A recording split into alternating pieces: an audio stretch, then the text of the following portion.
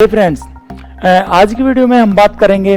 ऐसी 10 टिप्स के बारे में जो एक स्ट्रॉन्ग पार्टनरशिप को बनाने के लिए बहुत जरूरी है। क्योंकि फ्रेंड्स, जब भी देखा गया है कि जब भी कोई एक पार्टनरशिप में बिजनेस स्टार्ट होता है तो उसमें से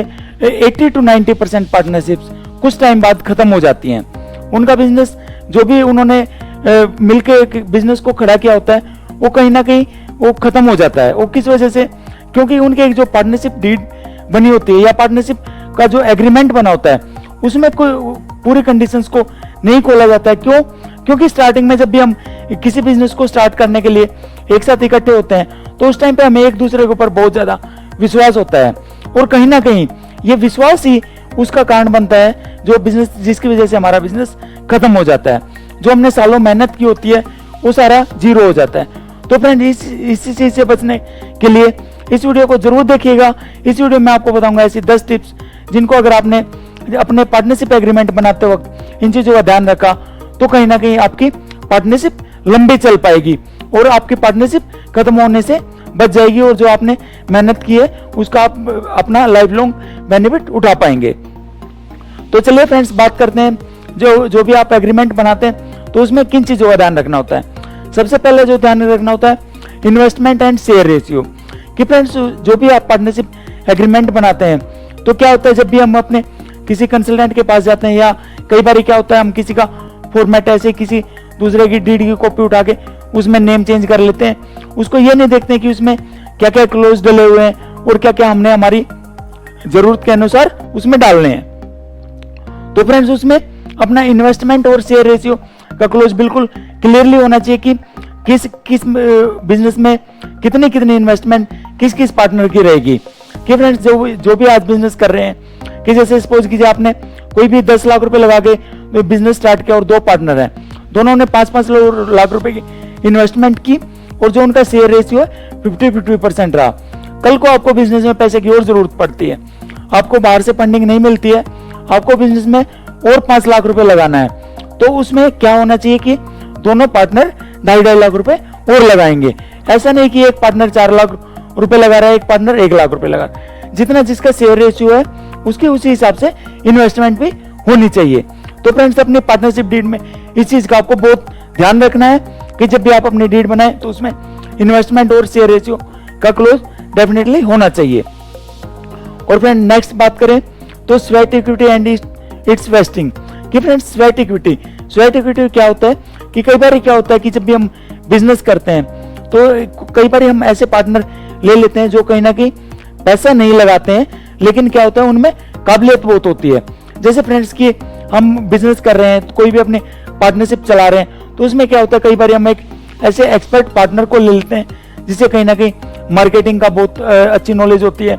या उसे HR की नॉलेज हो सकती है या कोई भी एक ऐसा फील्ड जिसमें हम काम कर रहे हैं उसमें वो एक अहम रोल प्ले करते हैं। तो उनका क्या होता है फ्रेंड्स, उसके लिए हमें क्या जो उनकी स्वेट इक्विटी है उसका बिल्कुल हमें स्टार्टिंग में क्लियर कर लेना होता है कि आपकी इन्वेस्टमेंट तो 1% चलो नहीं रहेगी, लेकिन जो आपका प्रॉफिट है प्रॉफिट का आपको अगर सपोज किया उसका उनका 10% है या 5% है तो आपको इस बेसिस पे इस टाइम पे दिया जाएगा। ये सारा बिल्कुल हमें अपने पार्टनरशिप डीड में पार्टनरशिप एग्रीमेंट में ये क्लियरली मेंशन करना जरूरी होता है। क्योंकि फ्रेंड्स, अगर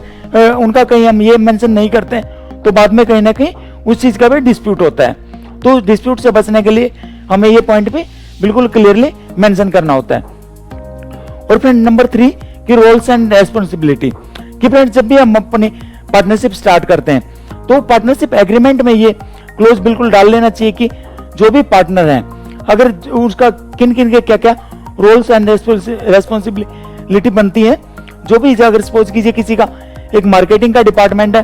तो अपने मार्केटिंग में ये रोल प्ले करेंगे और टाइम टू टाइम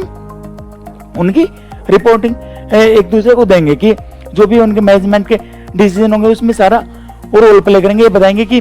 मार्केटिंग का ये डिसीजन लिया गया और अगर कोई फाइनेंस देख रहा है तो फाइनेंस के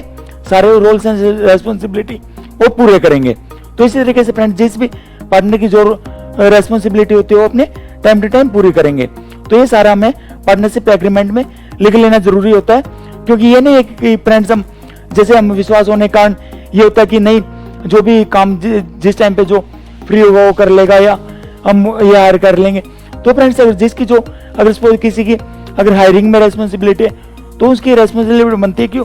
टीम अच्छी टीम हायर करे।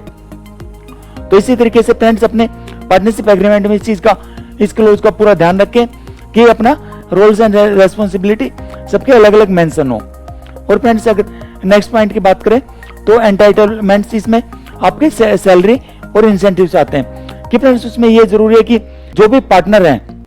कि किस पार्टनर को कितनी सैलरी मिलेगी और उसके क्या क्या इंसेंटिव्स रहेंगे, क्या क्या उसके और अदर बेनिफिट्स रहेंगे। कि फ्रेंड्स सपोज कीजिए कि दो पार्टनर हैं, एक पार्टनर जो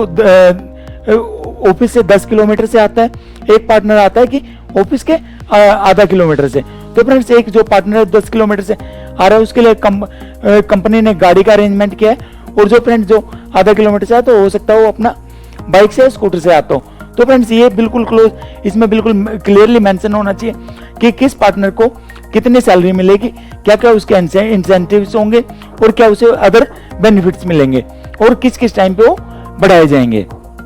तो फ्रेंड्स अपनी पार्टनरशिप डीड में या एग्रीमेंट में इस क्लोज का भी पूरा ध्यान रखना जरूरी होता है, कहीं ना कहीं बाद में इसका डिस्प्यूट ना हो, उससे बचने के लिए इसको अपना क्लोज मेंशन जरूर कर लें। और फ्रेंड्स नंबर 5 है इवेंट्स ऑफ डिफॉल्ट्स। फ्रेंड्स उसमें एक क्लोज ये भी होना चाहिए कि जो भी हमारे रोल्स एंड रेस्पॉन्सिबिलिटी है अगर हम उन्हें पूरा करने में या किसी रेस्पॉन्सिबिलिटी को पूरा नहीं करते हैं, कोई डिफॉल्ट हो जाता है तो उस केस में क्या होगा। और अगर फ्रेंड्स अगर कोई डिफॉल्ट हो भी गया, सपोज कीजिए किसी को हमने कोई मार्केटिंग का बजट था वो हमने कि अलग अलग डिवाइड किया था कि सपोज की डिजिटल मार्केटिंग में इतना पैसा लगेगा और आपका ट्रेडिशनल मार्केटिंग पे इतना लगेगा। सपोज कि वो ज्यादा ही कहीं ना कहीं हमने जो 6 महीने का बजट तो एक ही महीने में ट्रेडिशनल मार्केटिंग में लगा दिया, तो उस केस में क्या होगा। तो उसका जो ये है कि किसके इवेंट और डिफॉल्ट्स में क्या कंडीशंस होंगी, उसे कैसे भरपाई की जाएगी, तो उस चीजों का सारा वो है अपना पार्टनरशिप डीड में ये मेंशन होना बहुत जरूरी है। क्योंकि कहीं ना कहीं बाद में जाके जब बिजनेस बढ़ने लगता है तो छोटी छोटी बातों पे डिस्प्यूट्स होते हैं, तो उन्हीं वजह से उनकी पार्टनरशिप खत्म होती है। तो पार्टनरशिप को बचाए रखने के लिए इन चीजों का ध्यान रखना बहुत जरूरी होता है पार्टनरशिप एग्रीमेंट में। और फ्रेंड्स नंबर 6 पे ये होता है कि क्योर पीरियड की जो भी कोई डिफॉल्ट हो गया तो जो भी हमसे गलती हो गया तो उसका टाइम लिमिट तय की जाए कि 15 दिन के अंदर, 20 दिन के या 1 महीने के अंदर कि इसका ये इस तरीके से इसकी भरपाई की इसका क्योर किया जाए, इसके एक जो भी इसकी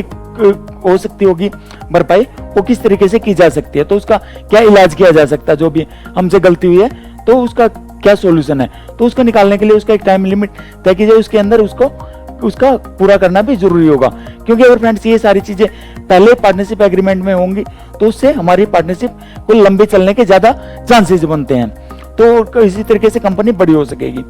तो फ्रेंड्स और नेक्स्ट है conflict management in business decision. कई बार फ्रेंड्स क्या होता है कि कुछ हमारे बिजनेस डिसीजन ऐसे होते हैं कि एक डिसीजन को लेकर पार्टनर्स की राय नहीं बन पाती है। जैसे कि सपोज कीजिए मार्केटिंग में ही है कि मार्केटिंग में अगर हमने सपोज किया कि सोशल मीडिया मार्केटिंग पे हमने कि जो बजट है वो 60% खर्च करना है या और ट्रेडिशनल पे हमने 40% खर्च करना है, लेकिन दूसरे पार्टनर है वो ये कह रहे हैं कि नहीं 80% हम ट्रेडिशनल पे खर्च करेंगे, 20% डिजिटल पे। तो उस फ्रेंड दोनों उसमें अड़ जाते हैं कि वो उनकी सहमति नहीं बन पाती है। तो उस केस में दोनों को क्या करना चाहिए, एक ब्रांड एक्सपर्ट के पास जाना चाहिए या कोई एजेंसी हायर करनी चाहिए, उनकी सलाह लेनी चाहिए कि हमें डिजिटल पे कितना खर्च करना चाहिए और ट्रेडिशनल पे कितना खर्च करना चाहिए। हो सकता है कि उस टाइम पे आपका जो एक्सपर्ट है वो ऐसी सलाह दे कि आपको 50% ट्रेडिशनल पे करना चाहिए और आपको 50% डिजिटल मार्केटिंग पे। तो इसी तरीके से फ्रेंड्स उस केस में ये अच्छा रहता है कि आप एक एक्सपर्ट की सलाह लें अपने बिजनेस डिसीजन को लेने में। तो फ्रेंड्स और अगर नेक्स्ट पॉइंट की बात करें, नेक्स्ट पॉइंट है सेपरेशन। तो फ्रेंड्स देखिए जब भी हम पार्टनरशिप एक स्टार्ट करते हैं तो उस टाइम पे हमारी अच्छी बॉन्डिंग होती है, तो उस टाइम पे ये सोचते हैं कि नहीं हम दोनों तो कभी अलग हो ही नहीं सके, हम दोनों ने तो एक साथ काम किया है, हम बचपन के दोस्त हैं या जो भी है जिस भी हम उद्देश्य को लेकर इकट्ठे हुए हैं। तो फ्रेंड्स लेकिन क्या है कि हम जब भी किसी चीज की अच्छाई के बारे में सोचते कहीं ना कहीं उसका हमें नेगेटिव भी स्टार्टिंग में ही सोच लेना जरूरी होता है। क्यों? क्योंकि फ्रेंड्स इसके लिए क्या होता है कि सेपरेशन का क्लोज नहीं डाला तो उसे हमारी पार्टनरशिप किसी भी डिस्प्यूट पे खत्म हो सकती है। क्योंकि फ्रेंड्स अगर सेपरेशन का क्लोज होगा तो उसमें हमारे पास पहले से मेंशन होगा कि अगर कल को कोई हमारा डिस्प्यूट होता है कि हम पार्टनर अलग होना चाहता है तो उसकी क्या कंडीशंस होंगी, उसे जो उसका शेयर होगा उसकी कितने % उसकी पेमेंट कब कब किस किस हिस्सों में की जाएगी, तो ये सारा उसमें क्लोज मेंशन करना जरूरी होता है। उसके कुछ सॉल्यूशन भी होते हैं, जैसे ऐसा भी हो सकता है कि अगर एक पार्टनर सपोज किया कीजिए कि वो अलग होना चाहता है तो उस केस में क्या है कि कंपनी अच्छी चल रही है तो उस केस में क्या है कि उसके रोल्स एंड रेस्पॉन्सिबिलिटी खत्म कर दी जाए, उसकी सैलरी खत्म कर दी जाए, उसका जो भी प्रॉफिट आएगा उसको ईयर टू ईयर या मंथली बेसिस पे जो भी उसका बैलेंस शीट में प्रॉफिट सालाना निकलता है उसको वन टाइम दे दिया जाए, या वो एक तरीके से स्लीपिंग पार्टनर के रूप में अपना एक्सेप्टेंस दे दे कंपनी को। तो फ्रेंड्स इसी तरीके से, या दूसरा ऐसा हो सकता है कि अपने जो भी जितने शेयर्स हैं वो अपने किसी दूसरे पार्टनर को अपने कंपनी के शेयर बेच दे, या फ्रेंड्स अगर तीसरा अगर वो इस पे भी एग्री नहीं होता है तो उस केस पे ये होता है कि अपना वो किसी थर्ड पार्टी को इन्वॉल्व कर लें कि उसे एक जो थर्ड पार्टी उसके वैल्यूएशन लगा दे प्रॉपर्टी की कि इतना इसके शेयर बनते हैं तो उसके हिसाब से उसकी पेमेंट कर दी जाए। अगर उस पे भी एग्री नहीं होते हैं तो वो फिर वो पॉइंट 1 में जो उनका सॉल्यूशन था कि वो एज ए स्लीपिंग पार्टनर उसमें एग्री हो जाए, क्योंकि फ्रेंड्स अगर वो दोनों एग्री नहीं होते तो उस केस में पार्टनरशिप का चलना बहुत मुश्किल हो जाता है, तो पार्टनरशिप नहीं चल पाएगी तो कहीं ना कहीं उसमें दोनों का लॉस होता है। और फ्रेंड्स अगर नेक्स्ट पॉइंट की बात करें तो 9th पॉइंट आर्बिट्रेशन क्लोज का डालना बहुत जरूरी होता है। क्यों? क्योंकि कल को ये होता है कि अगर दोनों जो भी उनके सॉल्यूशन ये थे सेपरेशन के पॉइंट, अगर उनमें किसी पे भी वो एग्री नहीं होते कि वो स्लीपिंग पार्टनर बनने को भी एग्री नहीं है, वो अपने जो शेयर्स हैं उनको जो कम रेट में सेल करने को एग्री नहीं है, तो उस केस में क्या है कि आर्बिट्रेशन के लिए कोई ऐसा है कि जिसपे दोनों पार्टनर्स को या जितने भी पार्टनर्स हैं उन सबको विश्वास होता है कि ये बंदा कल को अगर इन दोनों के बीच में कोई डिफॉल्ट होता है या सहमति बनती है तो उस केस में ये थर्ड पर्सन हो, कोई भी दोनों का फ्रेंड हो सकता है या कोई एडवोकेट हो सकता है या कोई भी उन्हें जो लगता है कोई लीगल कंसल्टेंट, कोई भी ऐसा जो दोनों के फायदे के लिए बात करेगा, उनके जो भी झगड़ा होगा उसे सुलझा सकता है। तो फ्रेंड्स ये आर्बिट्रेशन का जब क्लोज डालते हैं तो उसमें ये होता है कि बाद में जो भी उसका डिसीजन होगा वो दोनों पार्टनर जितने पार्टनर्स एक्टिव उनको उसका जो भी डिसीजन होगा वो मानना पड़ेगा। तो ये आर्बिट्रेशन का क्लोज पार्टनरशिप एग्रीमेंट में पार्टनरशिप डीड में डालना बहुत जरूरी होता है। तो फ्रेंड्स अगर नेक्स्ट पॉइंट की बात करें तो ज्यूरिसडिक्शन, तो फ्रेंड्स क्या है कि जैसे ज्यूरिसडिक्शन का डालना बहुत जरूरी होता है कल को, क्योंकि दोनों पार्टनर्स के बीच में अगर कोई कहासुनी हो जाती है या दोनों किसी बात पे एग्री नहीं होते हैं या अगर पार्टनर्स अलग होते हैं या उनका कोई डिस्प्यूट हो जाता है तो उसका जो भी अगर ज्यूरिसडिक्शन होगी, अगर कोई कोर्ट केस हो कुछ भी है तो कोर्ट में अगर जाने की बात आती है तो उसकी ज्यूरिसडिक्शन क्या होगी, कौन सी कोर्ट में जाके वो उसका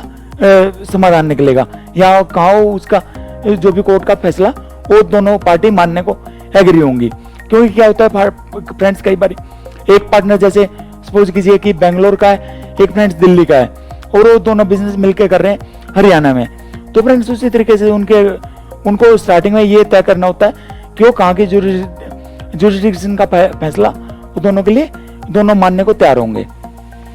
तो फ्रेंड्स इसी तरीके से जब भी आप कोई अपना एग्रीमेंट करते हैं तो इन चीजों का अगर आप अपने एग्रीमेंट में ध्यान रखते हैं पार्टनरशिप एग्रीमेंट में, तो इनसे आपके पार्टनरशिप को ज्यादा लंबे टाइम चलने के ज्यादा चांसेस हो जाते हैं। और अगर इन पे आप दोनों की सहमति बनती है तो कभी भी आपकी पार्टनरशिप खत्म नहीं होगी। तो फ्रेंड्स इसी तरीके से अगर जब भी आप अपनी पार्टनरशिप कोई भी एग्रीमेंट बनाए तो इन चीजों का जरूर ध्यान रखें।